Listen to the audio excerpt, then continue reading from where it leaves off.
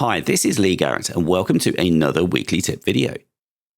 In show 1314, we covered how to use Siri with people, with calendars, reminders, and work with your music library.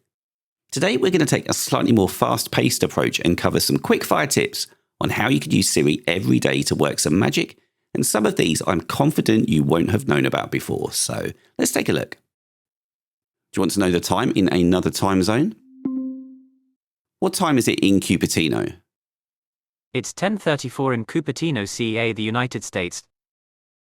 That's just a quick preview of one of this week's Apple-related tutorials from Screencasts Online. Screencasts Online is your premium source of Apple-related video tutorials. All of our members get access to brand new, up-to-date tutorials each week, as well as unlimited access to our entire video archive full of Mac and iOS-related tutorials. You can stream and download all of our videos on your Mac, iPad and iPhone, and even your Apple TV using the members-only Screencasts Online Apple TV app.